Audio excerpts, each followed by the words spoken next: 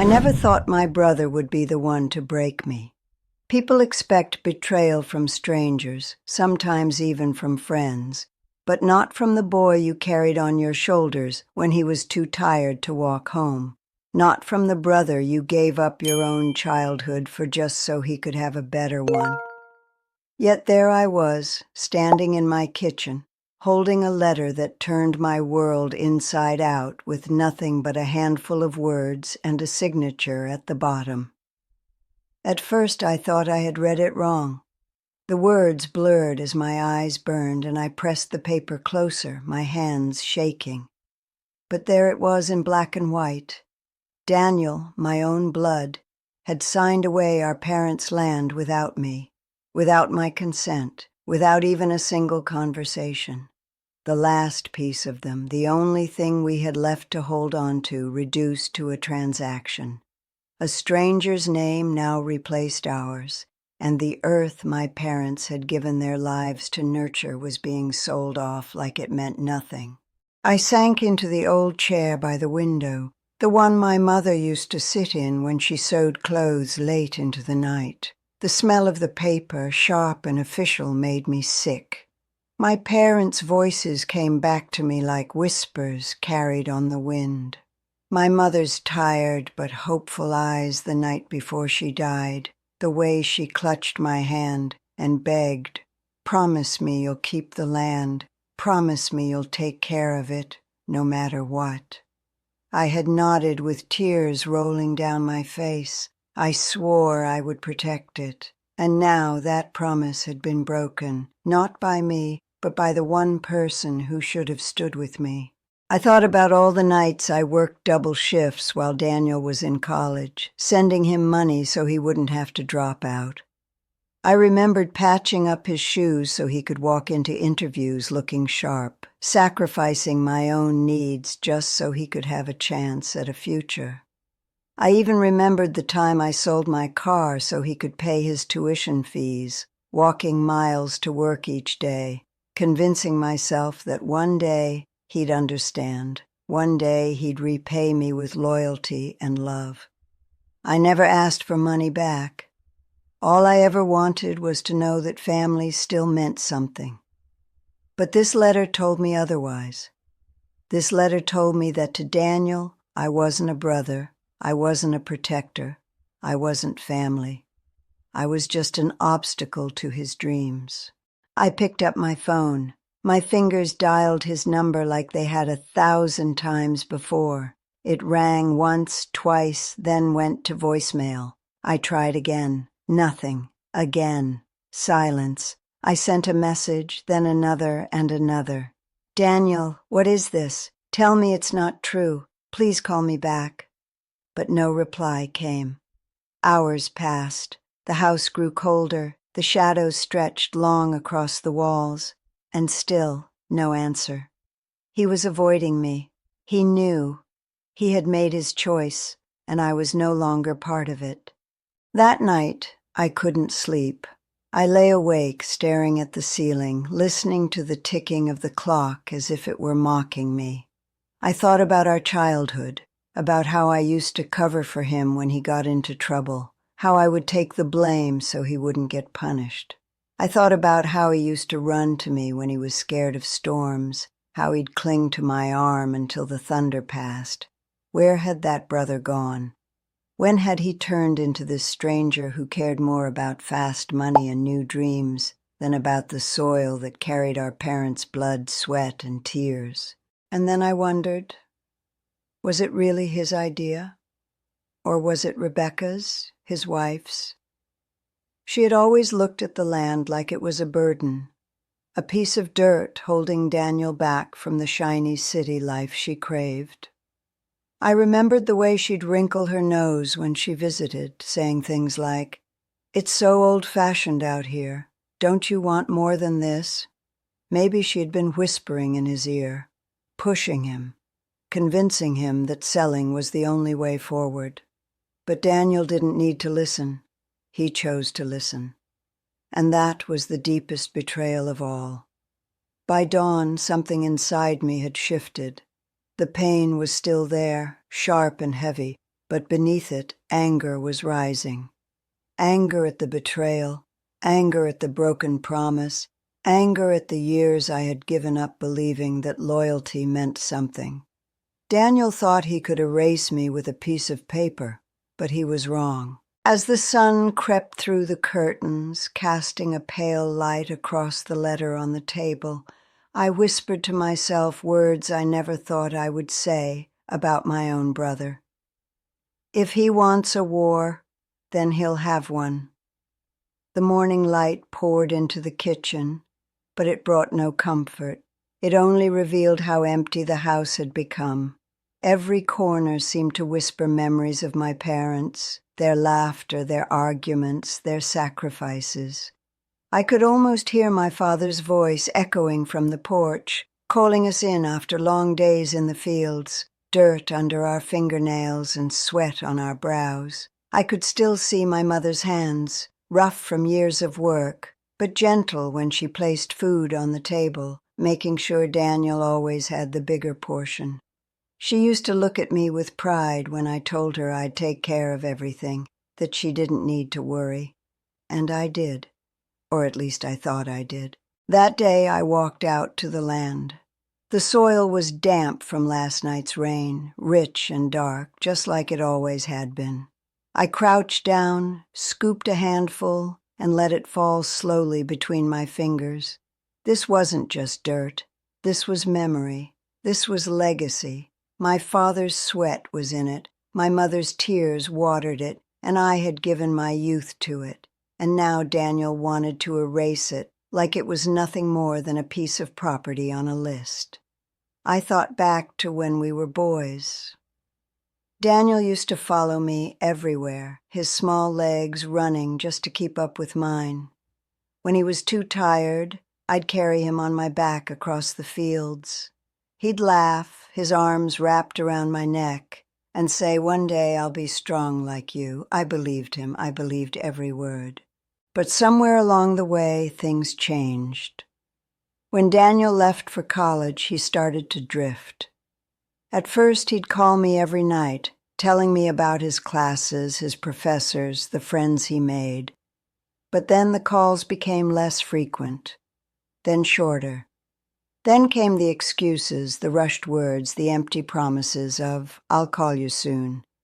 And when Rebecca came into his life, it was like a door slowly closing. She wasn't cruel, at least not openly. She was polite, charming even, but her eyes always gave her away. She didn't see me as family. She saw me as an anchor tied around Daniel's neck, keeping him from the shiny life she wanted. Whenever she visited, she'd talk about the city, about high-paying jobs, about modern apartments with glass walls and endless lights. She'd look at the land like it was nothing more than mud. And Daniel, he listened. He always listened to her more than he listened to me. I remembered one night clearly. We were sitting around the table, and I had just finished telling him how the land could be expanded, how we could grow more, how we could invest in equipment to make the work easier. Daniel was quiet, but Rebecca smiled, that thin smile that never reached her eyes, and said, "Or you could just sell it.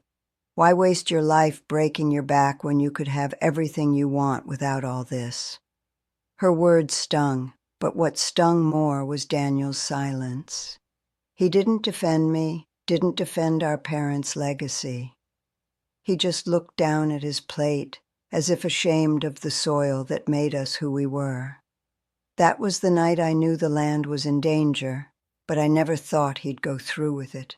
Not like this, not behind my back. As I stood there in the field, the weight of it all pressed down on me. I had kept every promise to my parents, every sacrifice made for Daniel, every hour of work poured into this soil, but none of it had been enough to stop him. Betrayal doesn't just come in a single moment. It builds quietly, piece by piece, until the final blow feels like a storm tearing everything apart. I pulled the letter from my pocket and read it again, my eyes catching on Daniel's signature. His handwriting hadn't changed. It was still the same messy scrawl he had as a teenager when I used to help him with homework. But now, that same scrawl felt like a knife in my chest. I tried to picture what he was doing at that moment. Was he sitting in his city apartment, laughing with Rebecca about their new plans? Was he celebrating the money they'd made from selling our parents' sweat and sacrifice? Or was there a part of him, buried deep down, that felt even a flicker of shame? I doubted it. If he had shame, he wouldn't be hiding from my calls. As the day went on, the anger inside me grew heavier. Pain had left me broken the night before, but anger began to piece me back together. It gave me strength. It gave me fire. If Daniel thought I would accept this betrayal quietly, he had forgotten who raised me. He had forgotten the promises carved into my bones. I walked back to the house, sat at the table, and stared at the letter one last time. Then I whispered to myself, "You made your choice, Daniel. Now I'll make mine." 2 days passed before I finally got the chance to face him. 2 days of unanswered calls, 2 days of silence heavy enough to crush me, 2 days of pacing the floor at night while that letter lay on the table like a ghost that refused to leave. I told myself I needed answers. I told myself I needed to look him in the eyes and hear him say it himself. Maybe then I'd understand. Maybe then the pieces would fall into place. When I finally knocked on his door, it wasn't Daniel who answered. It was Rebecca. She opened the door just wide enough to lean against the frame, her arms crossed, her smile sharp as glass. "Well," she said, her voice light, but with that undertone I knew too well. "I wondered how long it would take you to come here." I clenched my jaw. "Where's Daniel?" She tilted her head, feigning innocence. "He's busy, working, building a future, something you might not understand." Her words stung, but I swallowed the anger rising in my throat. "Tell him I need to talk to him. This is between me and him." She leaned closer, her perfume heavy in the air, her eyes cold. "It was never just between you and him. You think you own him, like he owes you his whole life just because you played big brother. He doesn't. He's finally making choices for himself, choices that don't include being tied to that land forever."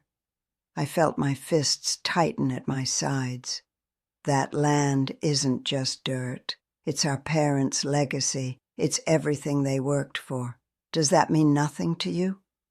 Rebecca's smile faded, her voice turning sharp. "Your parents are gone. Legacies don't pay bills. Dreams don't build futures. Money does. And Daniel finally sees that." Before I could respond, I heard his voice from inside. "Who's at the door?" She stepped back, opening the door wider. Daniel appeared, his face tired, his hair unkempt, like he hadn't slept well. For a moment, just a moment, I saw the boy I used to know, the brother who once clung to me during storms. But then his eyes met mine, and that boy was gone. I held up the letter, my voice low but steady. "Tell me this isn't true. Tell me you didn't sign this without me." His eyes dropped to the paper, then back to me. He didn't flinch. He didn't stutter. "It's true." The words cut deeper than I could have imagined. I searched his face, desperate for some flicker of regret, some shadow of guilt, but there was nothing, just cold certainty.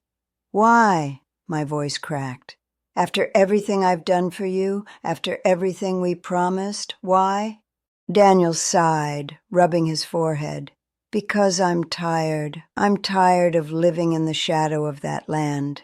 Tired of being tied down by something that's not mine.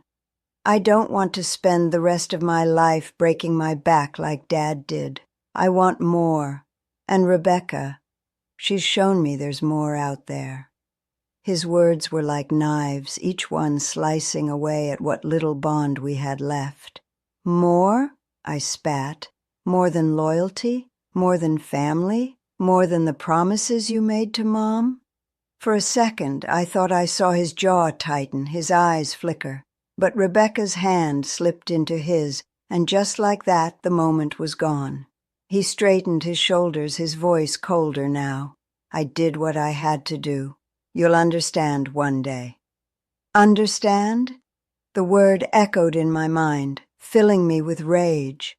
How could I ever understand betrayal? How could I understand being cast aside by the very person I gave my life to protect? I stepped closer, my voice low but sharp. You've made your choice, Daniel, but don't think for a second that this is over. Rebecca pulled him back, her smile returning, smug and victorious. It already is. You just don't know it yet. I turned and walked away, my chest burning, my hands trembling. The door shut behind me with a sound that felt final, like a nail being hammered into a coffin. But as I walked down those steps, a fire lit inside me. This wasn't the end, not even close. If Daniel thought he could erase me with a signature, if Rebecca thought she could sever blood with money, they had no idea who they were dealing with. I whispered under my breath, "You took what was mine. Now watch what happens when I take it back." That night, I sat alone in the kitchen, the silence pressing down like a weight I could hardly bear. The letter still lay on the table, but now it was more than paper. It was a weapon. Not his weapon anymore, mine. Every line, every word, every careless signature carried secrets. And I knew if I studied it long enough, I'd find a way to use those secrets against him. I spread out everything I had, old deeds, faded documents my father had locked away in a tin box, receipts from land taxes, even letters from the bank. Pages yellowed with time, some smudged with my father's handwriting, his ink heavy and uneven from tired hands. I read each one like they were clues in a puzzle, my eyes scanning every line, every date, every seal. And then I saw it, a clause buried deep in the original deed, a line so small most people would overlook it. My father's foresight written in simple words, "This land shall not be sold or transferred without full consent of both heirs." My heart began to pound. Both heirs. That meant me. That meant my signature was as necessary as his, and that meant Daniel's deal wasn't as clean as he thought. I leaned back in the chair, a bitter smile tugging at my lips. He had betrayed me, yes. He had cut me out without hesitation, but in his arrogance, he had made a mistake I could use. For days I moved in silence. I spoke to no one, kept my head low, my anger buried beneath a mask of calm. But inside I was working, planning, piecing together every move like a game of chess. Daniel had made his play. Now it was my turn. I visited the county office, my steps steady, my heart pounding. The clerk barely looked at me as I asked for the records, the sale agreements, the signatures. And there it was, in black and white, Daniel's name, Rebecca's shadow behind it, but missing the one thing that made it legal. Mine. The deal wasn't complete. The land wasn't theirs to sell, not without me. Walking out of that building, the air felt lighter for the first time in weeks. For once, I wasn't powerless. For once, Daniel wasn't the one holding all the cards. He thought he had taken everything, but what he didn't know was that the foundation of his victory was cracked, and cracks, when pressed hard enough, always shatter. Still, I kept quiet. Revenge isn't served by shouting. It's built slowly, brick by brick, in silence, until the walls are high enough to trap the guilty inside.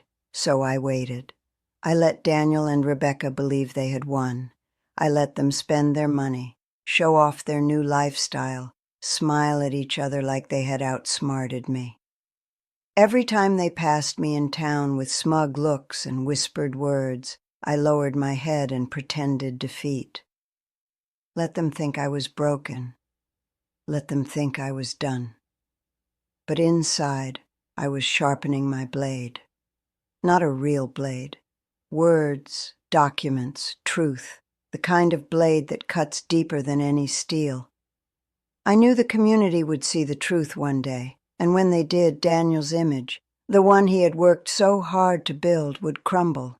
He wasn't the man he pretended to be. He wasn't the loyal son, the loving brother. He was a liar, a traitor, a man who sold his blood for silver, and I was going to make sure everyone knew it. One night, as I sat by the window watching the moonlight stretch across the empty fields, I whispered to myself, "You made your move, Daniel. Now it's my turn. And when I strike, you won't even see it coming." The plan was simple, but the timing had to be perfect. I would gather the proof, I would expose the truth, and I would do it in front of everyone he respected, everyone he wanted to impress. Because taking back the land wasn't enough. He had to feel the weight of his betrayal crash down on him.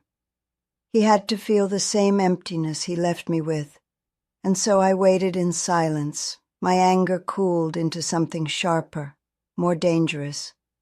Patience. Revenge doesn't rush. Revenge waits, and I was ready to wait as long as it took.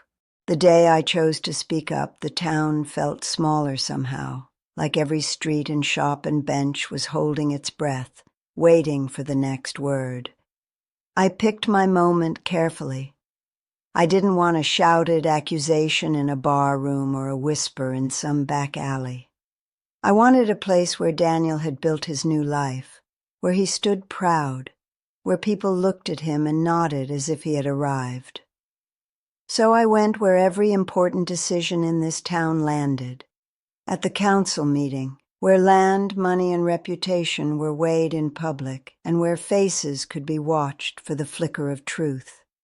The hall was packed with the same neighbors who had watched our family harvest season after season, with the same shop owners who had seen my father trade produce for bus fare, with the same old women who had held my mother's hand when she fell ill. Daniel sat near the front, speaking with a man from the development company, his suit pressed and his laugh practiced. Rebecca beside him, perfectly composed, watching the room with the cool arrogance of someone sure she belonged. I walked in like any other resident. I paid my fee, signed my name, and took a seat near the back where the light didn't shine as bright. People glanced up, an odd ripple of curiosity, a small rustle. They recognized me. Some offered polite smiles, others gave curt nods. But mostly they looked towards Daniel, the son who had stepped out of the dirt and dust and into a life many had envied. When the agenda reached the item about the planned subdivision, our land, now wrapped in fancy maps and developer promises, I felt the world tilt. The project was Daniel's first big public success.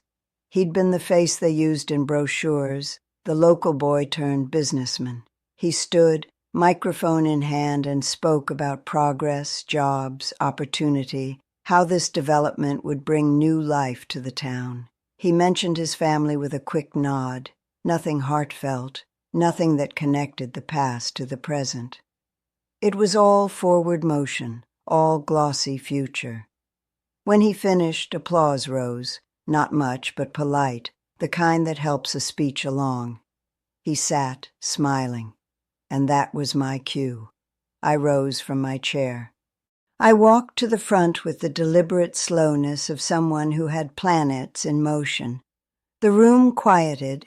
People watched with a mix of curiosity and something else, anticipation, the same kind of hush that comes before a storm breaks. I took the microphone and felt the plastic cool under my palm. The applause faded, all eyes fixed on me and the single sheet of paper I held like a small flag. "My name is Mara Ellis," I said. This land they speak of, this progress, was not always a blank space on a developer's map. It fed children, it clothed families. My parents tended it with their hands, not to make money, but to give us a future. And yet our family did not make the decision together. My brother sold that future without my consent. A ripple moved through the crowd. Heads turned toward Daniel, then back to me. I felt no shame, only a cold, clear purpose. I have here, I continued, the deed my father signed and the clause that protects the land. It cannot be transferred without the consent of both heirs. That clause exists to prevent exactly what happened to us, a smooth sale made in boardrooms, while families are cut out like bad pieces of a puzzle. I held up the deed and let the murmurs swell. Someone called out, "Where is the other signature?" And for a heartbeat, Daniel's practiced face flickered. He stood and walked toward me, the steps confident, the smile fixed. You could see him trying to rearrange the room, put the audience back in his pocket, but I had something else in my hand now. Evidence, law, truth.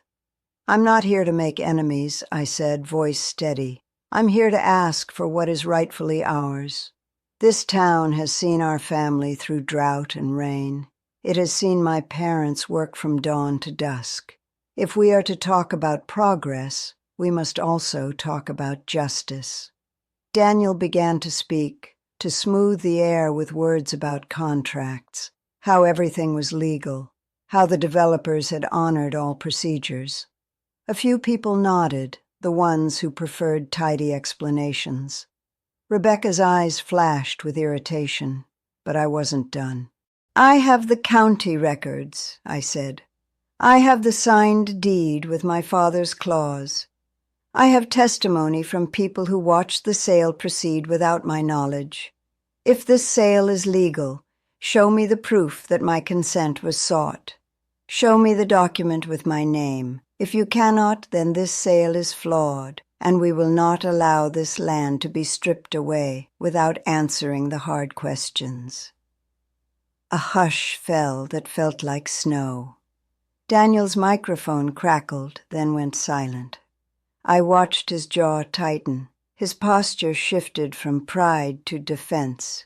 He rifled through papers. He leaned toward the developer, whispered. I could see the small calculations in his eyes that used to belong to my brother as a child. How to win the nearest crowd, how to hide the truth between the folds of language. A council member asked that we bring the legal copies to a review. That bought me time. But time was exactly what I needed. Outside the hall, people talked in low voices. Some looked at me with new light in their eyes. Others looked away, embarrassed or unsure. But the seed had been planted. The town had seen me step up, not as a bitter sibling, but as a keeper of a promise. And promises once spoken in public have weight. Over the following days, the developer's office sent a flurry of emails. Lawyers appeared in the county records office, and Daniel's phone began to ring unlike before. He was no longer only the polished success story. He was a man answering questions about ethics, about family.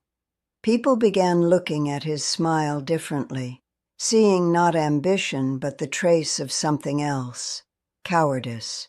As the legal review unfolded, I kept the villagers updated. I spoke to the baker who had watched my father barter flour for nails. I spoke to the teacher who had seen Daniel as a boy present in class, timid and bright. I found old neighbors who remembered my mother insisting that the land remain whole, a place of community and harvest. Each story was another thread pulling at Daniel's facade. The more I spoke, the more his armor showed rust. Neighbors who had once nodded at his charity began to ask how a man who publicly praised tradition could privately sign it away. The town cared, not because of the law alone, but because they felt the betrayal in their bones.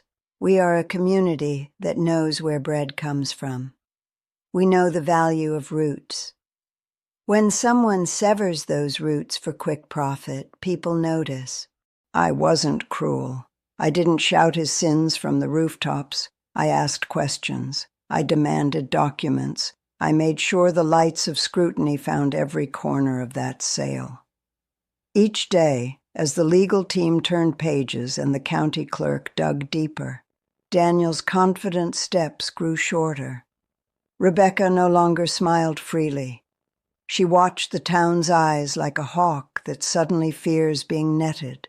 Then, when the reports came back, the truth was clearer than I had dared hope.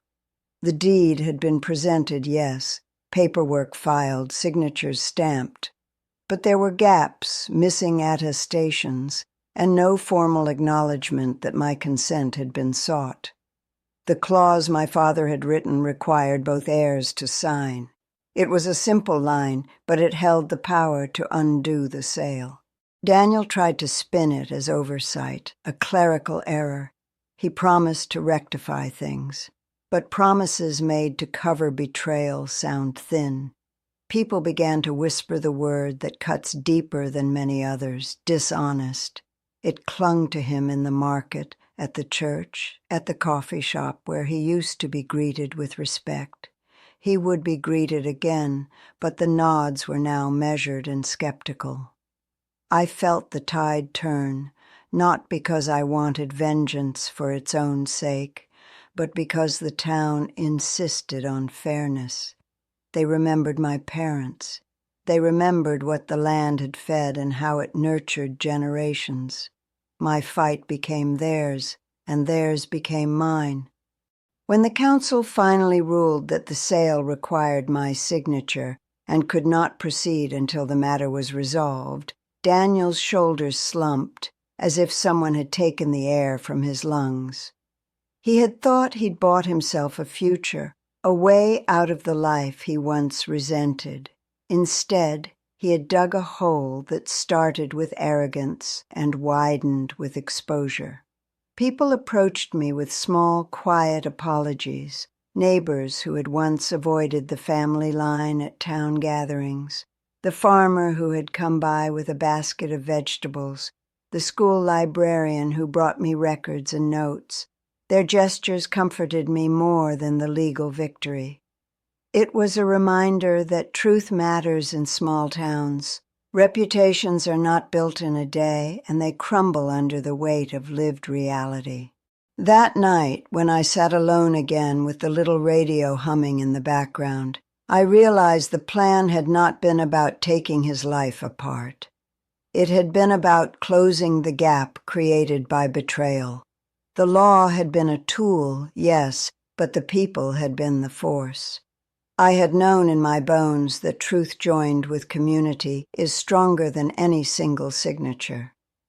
I thought of my brother's face when the council delivered the decision, no longer sharp, not quite defeated, but visibly diminished.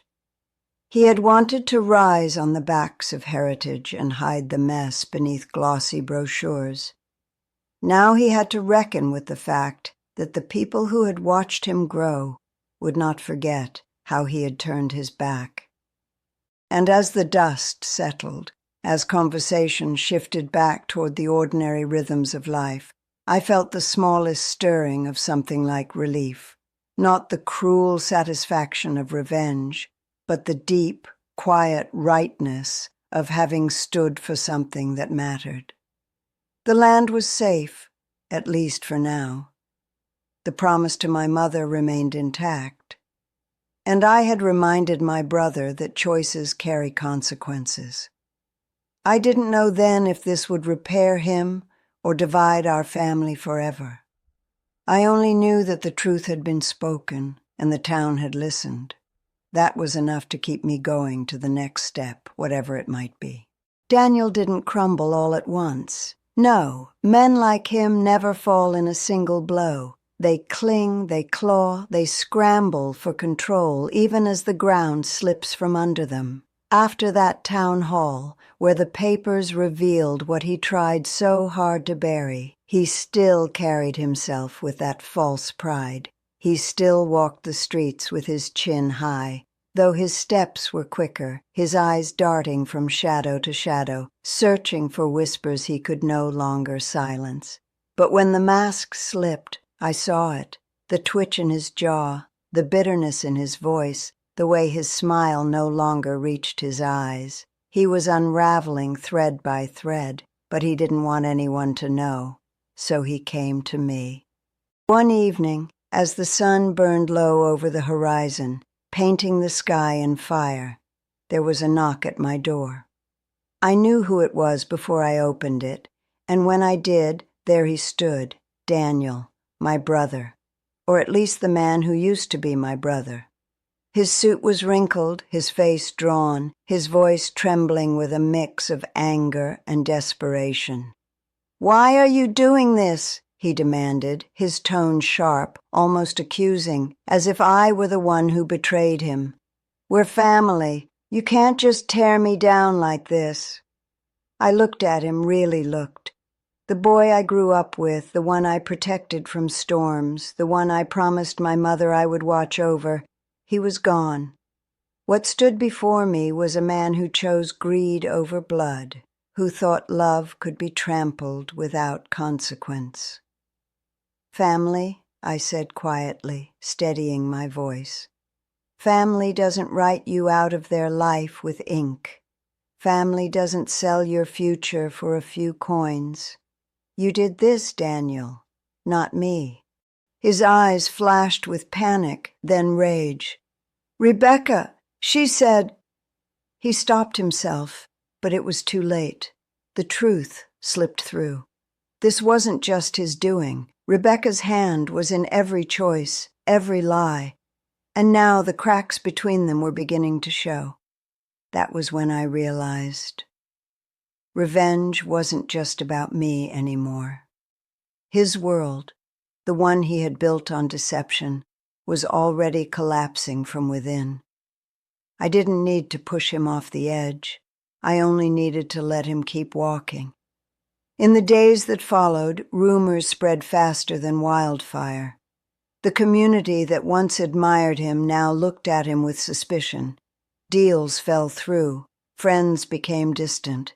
Even Rebecca, who once clung to his side, grew colder. I saw her in town once, her hand slipping from his arm, her smile tight, her eyes calculating, as if already planning her escape. And me? I stayed silent. I didn't gloat. I didn't shout. I let the truth do the work. Truth, once it's free, doesn't need help spreading. It lives on its own, whispered from mouth to mouth, until it becomes a roar too loud to ignore. Then came the twist Daniel never saw coming. While he scrambled to salvage what little he had left, I moved quietly, carefully. The land, the very thing he tried to steal, was slipping from his grasp. With the loophole in the deed, I had gone to court, and the judge's decision was clear. The land was not his to sell. His deal, the one he pinned his hopes on, was void. When the verdict was read, I didn't look at him. I didn't need to. I felt the weight of it in the air, the way his shoulders sagged, the way the color drained from his face. For him, this wasn't just a loss of property. It was the loss of power, of pride, of the illusion he had built. Rebecca didn't even show up that day. By then, she had already begun to vanish from his life, leaving him to face the ruin alone. Betrayal has a way of circling back, and the same cold knife he used on me, she turned on him. That night, when I walked through the fields, the land my parents worked with their bare hands, the land Daniel tried to erase me from, I felt something I hadn't felt in a long time. Peace. Not joy, not triumph, just peace. And somewhere in the distance, I wondered if Daniel finally understood. That no amount of greed, no clever schemes, no whispered lies could erase the bond of blood, the weight of truth, or the justice of time. It was late evening when he finally came again. This time, no suit, no polished shoes, no carefully combed hair.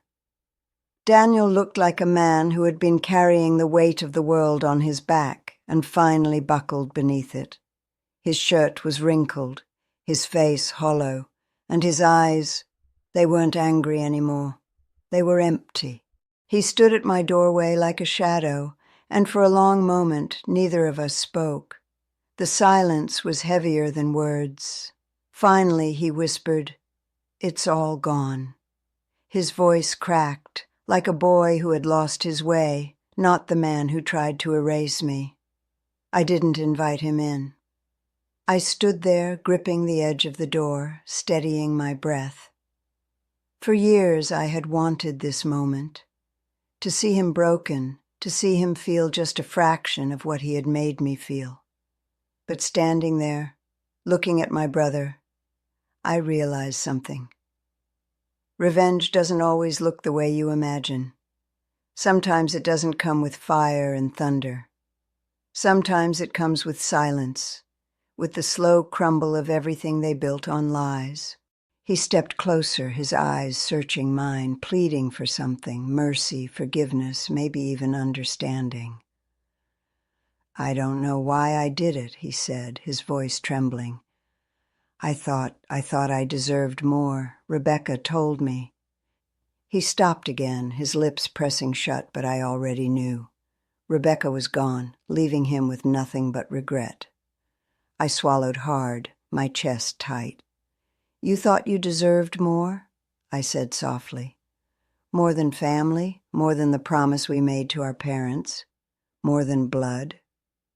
My voice rose with each question, sharp with years of pain. "You sold me out, Daniel. You sold us out. And for what? For someone who left you the second the money dried up?" His eyes filled with tears, but I didn't let myself soften. Not this time. "You called me embarrassing," I continued, the word sharp, cutting. "You called me a burden. You tried to erase me. But look at you now. Everything you tried to build without me has crumbled. And me? I'm still here, still standing." He sank to the step, burying his face in his hands, his shoulders shaking. The sound of his sobs carried into the night, but I didn't reach for him. I didn't comfort him. That was no longer my role. Instead, I looked out at the fields, glowing faintly under the moonlight. The land that had nearly been stolen. The land I had fought to protect. It was mine now, not because I won, but because I refused to let betrayal take it. Because I honored the promise I made to our parents. Because I remembered what Daniel forgot. Finally I spoke, my voice low, steady. "This land will stand long after we're gone, Daniel. It will remember the hands that worked it, the sacrifices made for it. And it will remember the day you chose greed over family. That will be your legacy." He looked up at me then, his face streaked with tears, his eyes hollow. There was nothing left in him. No pride, no fight, just regret. And maybe that was the truest revenge of all, not destroying him, but letting him destroy himself. I closed the door quietly, leaving him in the night, and as the latch clicked into place, I felt a weight lift from my chest. For the first time in years, I wasn't angry. I wasn't bitter. I was free. The night after I closed the door on Daniel, I sat alone in the quiet of my home. The fields outside stretched under the silver light of the moon, calm and eternal, as if untouched by the storms that had passed between us. For the first time in years, I didn't feel the sting of betrayal pressing on my chest. I didn't feel the need to look over my shoulder, waiting for the next wound. I simply breathed. I thought of my parents then, my father, with his rough hands and tired eyes, always speaking about the value of the land, not because of its money, but because of its roots. My mother, gentle but strong, always reminding me that family is not proven by words, but by choices. They had trusted us, Daniel and me, to protect what they worked for. And though he broke that trust, I had kept it. In the end, I had kept the promise. The land was mine again, not as a trophy of victory, but as a symbol of survival. Every blade of grass, every furrow in the soil whispered of endurance, of loyalty, of sacrifice. And I knew it would stand long after I was gone, a testament to what could not be stolen. As for Daniel, I didn't hate him anymore. Hate had burned out, leaving only ash. He had carved his own path, and it had led him into ruin. That was his punishment, living with the knowledge of what he had lost, of who he had betrayed, of how empty his choices had left him. And Rebecca, she vanished like smoke in the wind. People like her always do. She had come for wealth, for comfort, and when the ground gave way, she slipped into the shadows, leaving Daniel with nothing but the pieces of his mistakes. I stood by the window, the night breeze brushing against my skin, and I whispered to myself, "It's over." Not with bitterness, not with triumph, just truth. It was over. But as I tell you this story now, I ask you, what would you have done if it were you? If your own blood turned their back on you, if betrayal came not from an enemy but from family, would you have forgiven? Would you have fought? Would you have walked away? Life is full of choices. Daniel made his, and so did I. And in the end, we are all remembered not by what we gain, but by what we keep. Loyalty, integrity, promises kept even when no one is watching. So if there is a lesson in all of this, it is this. Family is not defined by blood alone. Family is proven by actions, by trust, by the quiet ways we honor those who came before us. Betrayal may cut deep, but truth has a way of healing. And sometimes the greatest revenge is simply living well, while those who wronged you are left to face the silence of their own choices.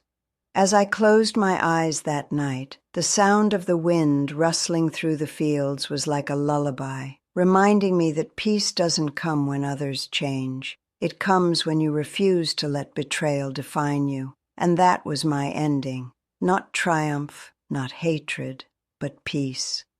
And that's how betrayal turned into justice. If this story touched your heart, make sure to hit that subscribe button so you never miss the next one. And if you're ready for another powerful story right now, just click on the video showing here on your screen. I'll meet you there.